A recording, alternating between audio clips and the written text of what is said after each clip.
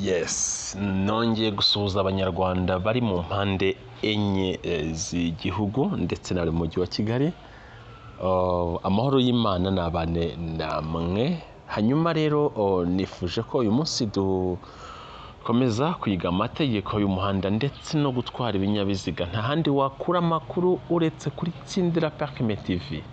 Niho honyine ushobora gukura amakuru yizewe. Ni gute nabona permis provisoire, ni gute nabona permis definitif, ni gute nabona amakuru ahagije ajyanye no gutwara ibinyabiziga. Nta handi rero uretse kuri iyi channel ya Tsindira Permis TV. Yikurikire, yisure buri munsi, yicaringe, ganiriza umuntu ukeneye provisoire, umuntu ukeneye gushyira gutwara ibinyabiziga. Nta wundi wamuyobora uretse ngewe nkamurangira uburyo yabona permis mu buryo bwizewe. Nta komisiyo nsaba, nta kiguzi nsaba. Aho waba uri hose ukampamagara wifuza kwigira mu rugo provisoire, urashaka kubona permis provisoire ariko uri mu rugo, nta mwanya wo kuza ufite, abantu bari mu kiruhuko babyaye, dushobora kubafasha bakava muri cya gihe bafite provisoire bahita bajya kwiga imodoka cyangwa se ibijyanye n'ipikipiki. Hari umuntu ufite konji iminsi 3 we yampamagara nkamufasha. Hari umuntu uri mu kazi w'abandi batabona konji, batabona umwanya wo gusohoka, baba bacuruzi, akambwira ati noneho ngwino unsange aho nkorera umfashe igihe gitoya mbone permis provisoire. Rero ni mwampamagara, mwarimu Lucky kuri 0722 91 666 95. Aho waba uri hose muri ibi bice. Hari igihe dushobora kumpamagara mu majyaruguru, ntago byakunda ko nahagera, ahubwo abantu bari Kayonza, abantu bari Rusizi ariko igice cyane cya Bugarama, n'abantu bari hano mu mujyi wa Kigali, abo ngabo dushobora gukorana. Aho niho hantu dufite abantu dukorana bashobora kugufasha ukabona permis mu gihe gitoya cyane. Ni mumpamagare kuri izi nimero rero, nta kindi kiguzi, kandi na bwa buryo ushobora kuba nta mafaranga ufite, turagufasha rwose, kandi ku mafaranga kuva ku giceri cya rumwe cyangwa se kuva kuri 0 kugeza ku mafaranga 100,000. Ntuzagire ubwoba rero, ntabwo amafaranga ari menshi. Niyo waba nta mafaranga ufite, twagufasha ukiga ukabona permis provisoire. Rero uyu munsi tugiye kwiga umuvuduko wemewe ntarengwa washyizweho n'amategeko. Iyo rero twiga umuvuduko, akenshi twibanda ahatari mu nsisiro cyangwa se ahantu hadatuwe n'abantu benshi. Ahatari mu nsisiro, umuvuduko wemewe ntarengwa ushyizweho mu buryo bukurikira. Umuvuduko wemewe ntarengwa ahatari mu nsisiro. Twagiye ahatari mu nsisiro. Umuvuduko wemewe ntarengwa w'amapikipiki kimwe n'imodokari zifite uburemere butarengeje ibiro 3,500, uretse amavatiri n'amatagisi bifite uburemere bw'ibiro 3,500. Umuvuduko wemewe ntarengwa ni kilometero 80 mu isaha. Nuvuga ngo dufasha amapikipiki ndetse n'imodoka zose zifite uburemere butarengeje ibiro 3,500, ariko hakava amavatiri n'amatagisi iyo avuyemo. Amapikipiki umuvuduko ni 80.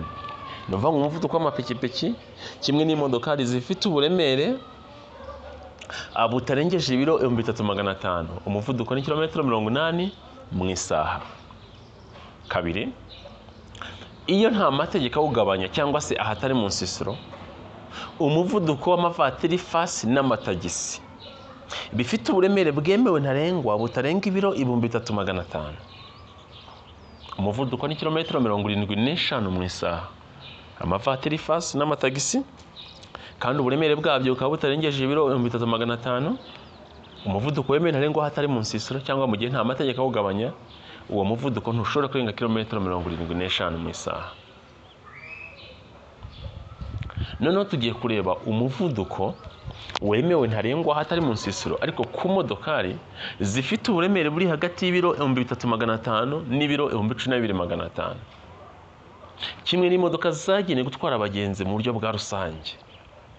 Umuvuduko ni kilometero 60 mu isaha. Naho imodoka itwara abagenzi mu buryo bwa rusange, umuvuduko ni kilometero 60 mu isaha.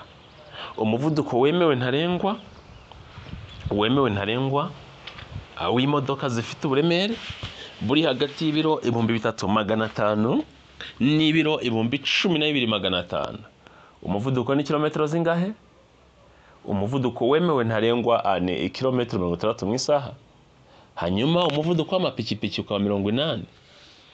Hanyuma imodokari zitwara abagenzi umuvuduko ntarengwa ni kilometero zingahe? Kilometero 60 mu isaha. Hanyuma tugiye kureba iyo nta mategeko awugabanya.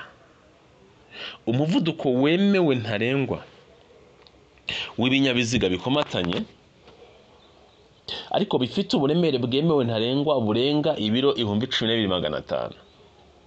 Ibyo binyabiziga bikomatanye bisangiye umuvuduko na velomoteri mu isaha ni kangahe?